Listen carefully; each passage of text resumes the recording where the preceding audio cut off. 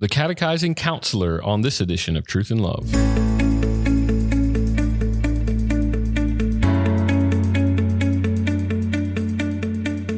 I'm Dale Johnson, and you're listening to Truth and Love, a podcast of the Association of Certified Biblical Counselors, where we seek to provide biblical solutions to the problems that people face.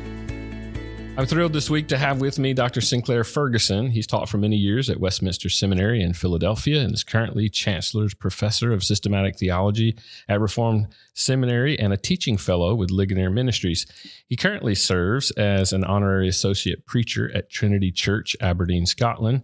He's written over 50 books, varying from titles for children to more academic studies. He and his wife, Dorothy, have been blessed with 4 children and 13 grandchildren. Dr. Ferguson, so grateful that you're here with us today. Thank you, Dale. Glad to be with you. Man, you've had a crazy time getting here, but we're so thankful that you're here with us. And I can't wait to talk about the Catechizing Counselor. Even the title is intriguing to me. And you know, we think of catechizing often as this thing from a bygone era. I want you to, first of all, just describe the concept of catechizing and its history and some of its importance for us to consider. Yeah, well, some of the best catechists of the 17th century thought that the incident in which Joseph and Mary, quotes, lost Jesus in the temple and then found him in conversation with the teachers, the way they were impressed by his questions and answers was probably a catechism class. You don't find that in the commentaries, and there's no way of proving it, as the Westminster Standards say, by both good and necessary consequence, but it actually makes a lot of sense. And when you look back into the Old Testament, you can see little hints that fathers would ask their children questions, and the children were actually expected to give an answer that they had been taught. I think there are quite a number of illustrations of that and situations in which it looks as though that's what was happening, Passover being one of the very obvious ones. But the book of Proverbs also, I think, indicates that in the Old Testament era, never mind the New Testament era, fathers were responsible to give their children wisdom about things they had not yet experienced, so that when they did experience them, they would have the wisdom to deal with them. And that tradition, I think, you can see partly in, for example, the faithful sayings in the pastoral letters, that these were statements with which all believers were familiar. And that tradition continued basically throughout the whole of the Christian era and came to really blossoming in the Reformation period. Even in response to the Reformation, the decrees of the Council of Trent, 1545 to 63, I think it was, they included a catechism. And of course, Calvin, Luther famously wrote catechisms. Knox used a catechism. And from about 1560 to 1740, in England, I think there were about 800 different catechisms actually published. And so one assumes there were many more that were written locally by ministers and parents that were never published. So it was a great era for thinking that the best way to teach children a holistic view of the Christian faith was to do it by what, by and large, children actually like. Questions and answers. So if I can illustrate it, I remember Don Carson telling me that when his daughter was very young, she was sitting on his knee, and he was teaching her Mary had a little lamb. So it'd be Mary had a little, and she would say lamb, and then Mary had she would say little lamb. And then it suddenly dawned on him, what on earth am I doing? He was, in a sense, he was catechizing his daughter with trivial, if lovely, poetry, whereas the catechizing that would lead her to grow in grace. Not that Don was not looking after her spiritually, but it was just a thought that struck him. And it does strike me that certainly throughout my lifetime, our evangelical subculture has been very prejudiced against catechizing, while it's not recognized two things. One, it's not recognized that the parents are actually catechizing their children, constantly asking them questions, constantly telling them what the right answers are. And as one of my friends says, if you're not catechizing your children, you can be sure the world is. And it is now. When I was a youngster, the world catechized you, but it didn't catechize you on your cell phone. You know, it didn't catechize you on social media. It didn't catechize you in the same way on television. And I think that's one of the reasons why, however we do it, we recover what our spiritual fathers, and I think our spiritual betters, understood was an important thing to do. Now, you talked about catechizing in history, and you brought us up to the 17th, 18th century. And I'm curious to know, yes, we're still catechizing in different ways, but not the ways, as you mentioned, our spiritual fathers did. What are some of the things that you saw that really detracted from that posture of catechizing that we saw so prevalent in church history? I think it was listening to secular catechists, often pop psychologists, who were saying several things. One was that you shouldn't teach children anything by rote. And the answer to that is, you know, children learn everything by rote. In one way or another, you've got to be told it in order to know it, in order to understand it. Students, from a very early age, if they have any examination, they learn things by rote.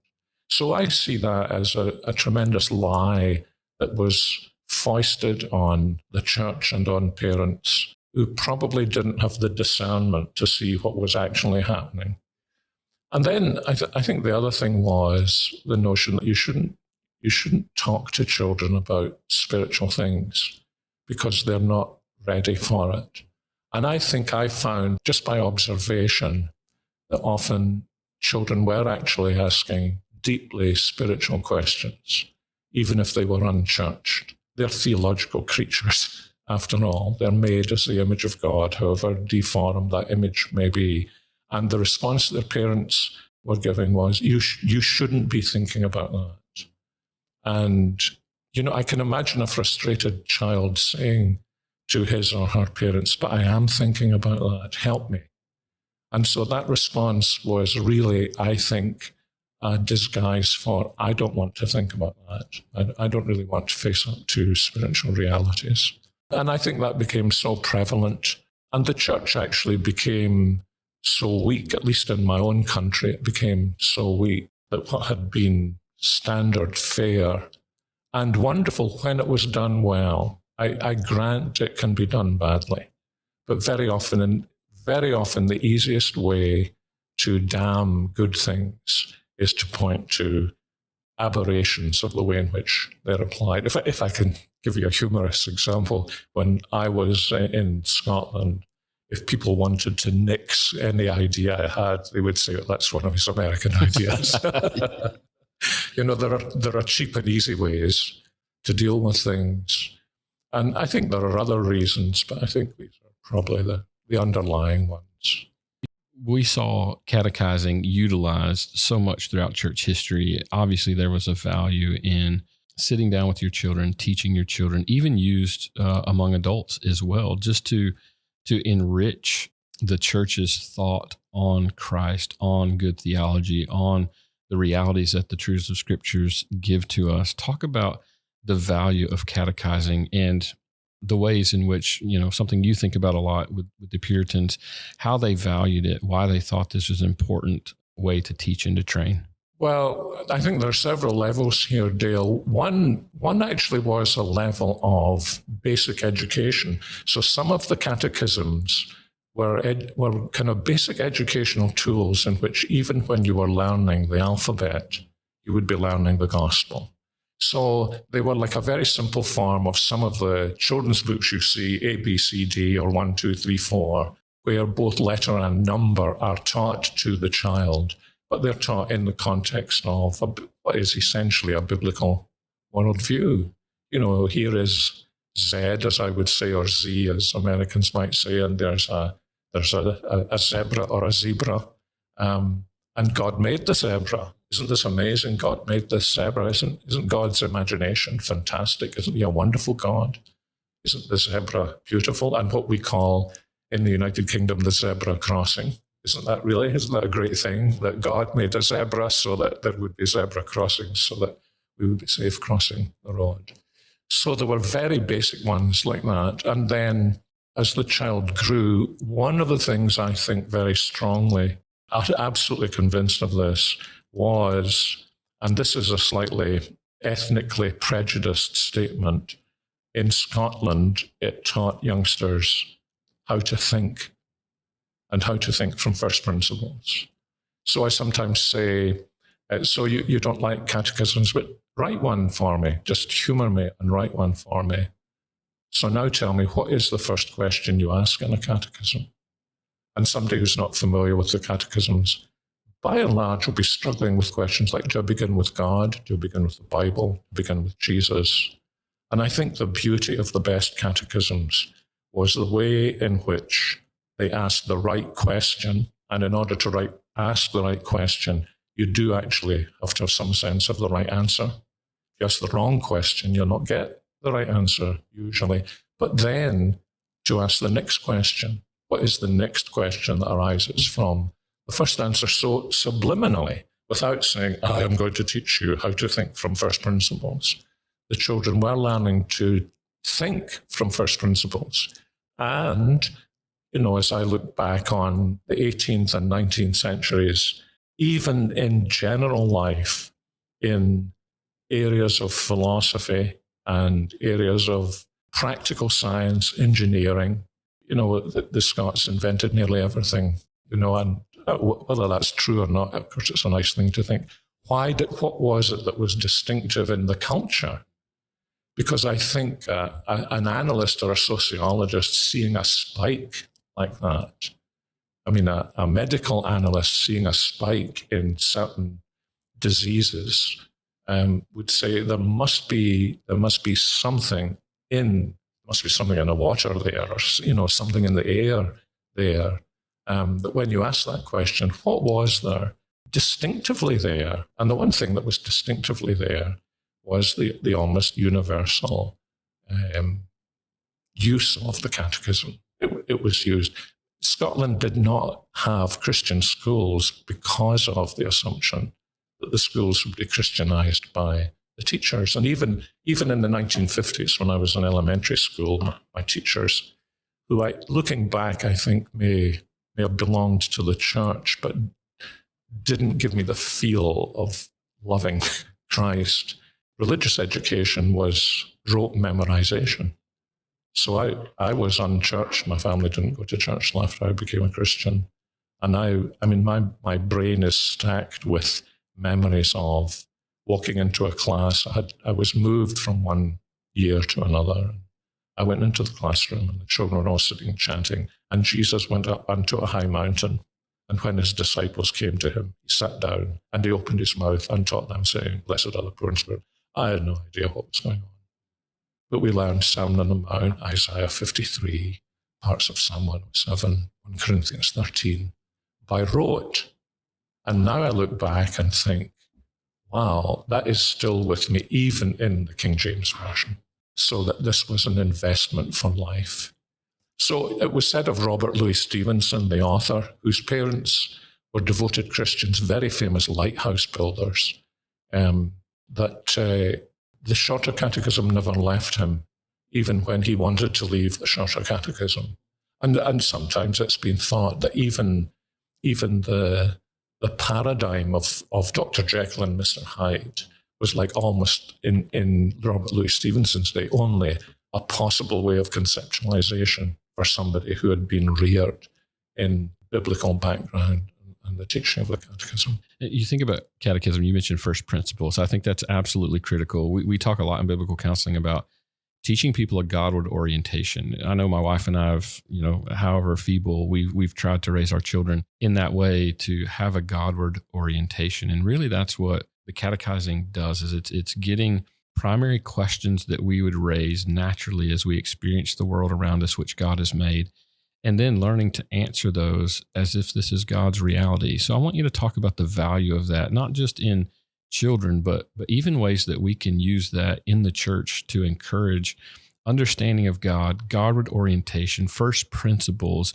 and really recapturing that. Because And here's the reason I asked that, Dr. Ferguson, is what we see, particularly in America, maybe the Western culture broadly, is people are so driven by experience, and that becomes their first principle. And recovering this idea where we have a Godward orientation that's driven by absolute truth as a foundation that guides the way we think and interpret that which we experience outside rather than the reverse. Because I think, to your point with pop psychology, it's taught us to try and understand first principles of life by the things we feel and experience outside rather than the opposite. So describe why you think that that's important and maybe some of the value by recovering what the Puritans did so well. It's interesting that the flourishing period of catechism, especially in the 17th century, was actually also the period of the influence of Cartesian theology,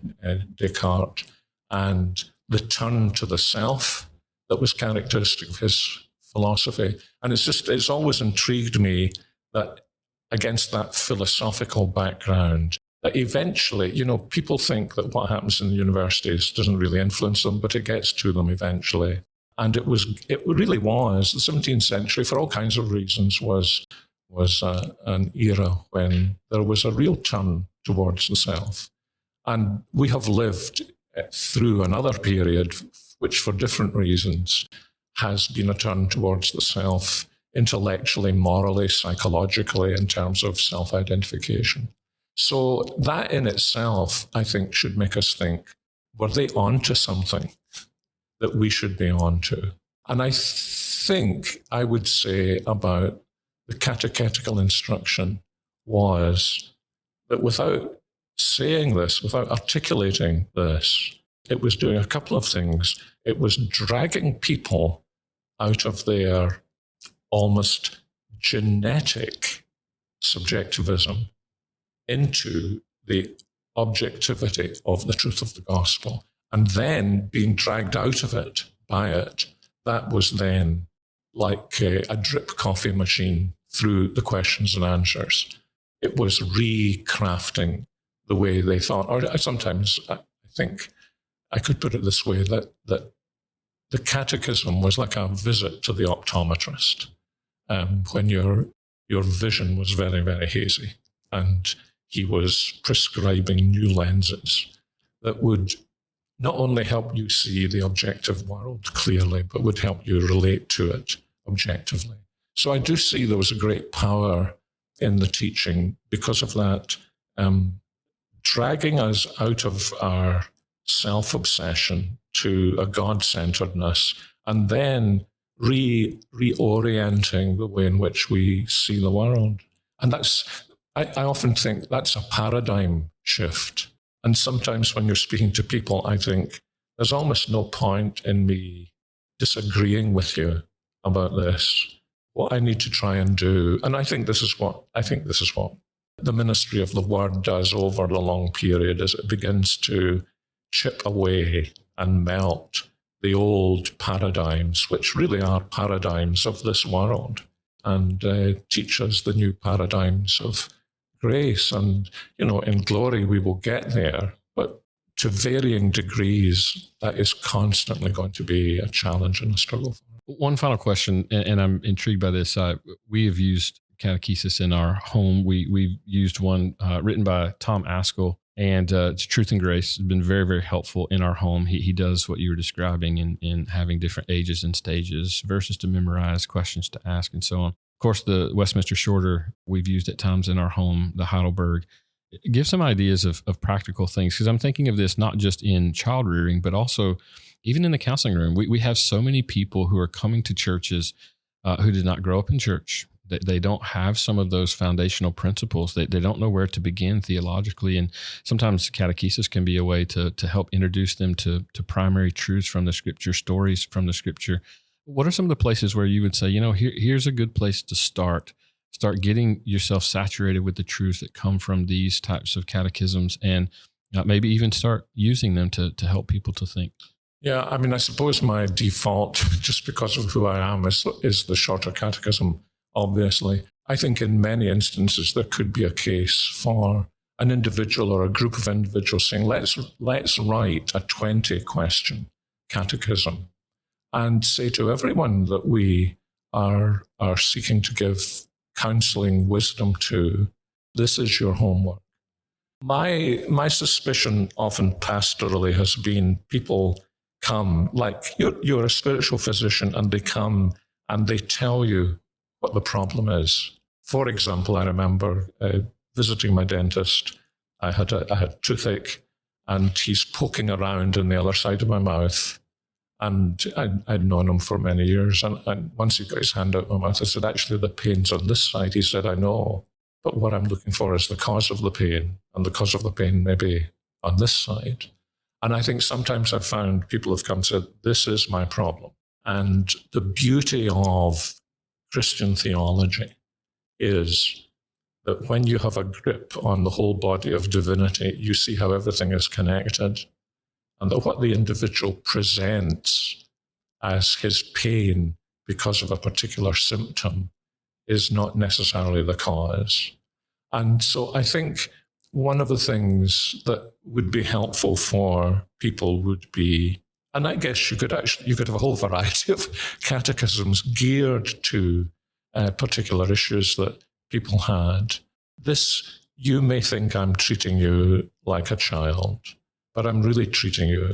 This is growing up thinking, and ponder these questions and these answers and work your way through them. I think that paradigm shift effect is really so important that without it, someone is just going to, as it were, I mean, I don't live in your world, but I imagine in theory the goal is I'm not going to see this person again. You know, that they're going to be able to function with the help of their fellow believers, in even if they struggle with a growing Christian life. That if the paradigm can be shifted, then there's the possibility of growth. But if not, then a person is going to be kind of hypochondriacal and keep coming back. And if you don't answer the question, they'll go to somebody else. No, that's exactly right. To your point, the world is raising the questions we think we should be asking, and it's leading us in a direction to try and find answers that are away from first principles of Scripture. And I think the points that you're making are so critical and so helpful for us. And you're exactly right. What we would do is we want to counsel a person to help them over this intensive issue in their life, reassimilate them back into the normal care of the body, because that's the place at which they should get consistent care to help in the things of God, so that as they experience life, they're going to experience it from those first theological principles and understand it much better. So, brother, thank you so much for helping us think through this. I don't know that we've often associated catechizing with counseling, but I think what you've done is helped us to see how it was used in pastoral shepherding in the past and how we can recover such a brilliant way of thinking, even in the modern. So thank you, brother. Thank you.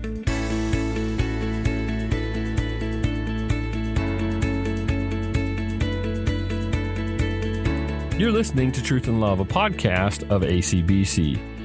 You know, it's so great to have Dr. Sinclair Ferguson with us down in Fort Worth, Texas for our annual conference this year back in October. We're really looking forward to next year's conference in Germantown, Tennessee. This will be our 50-year anniversary, and our conference theme is Rooted in Truth. We're looking forward to celebrating that 50 years of faithfulness. You know, we have existed to equip people in the work of the ministry with God's Word so that they apply it well to the problems that people face. The current rates are still heavily discounted at our annual conference, but there's a price jump coming up February the 1st. So don't forget to register today. Join us at our annual conference in Germantown, Tennessee, Rooted in Truth. We can't wait to see you there. Go and register at our website, biblicalcounseling.com.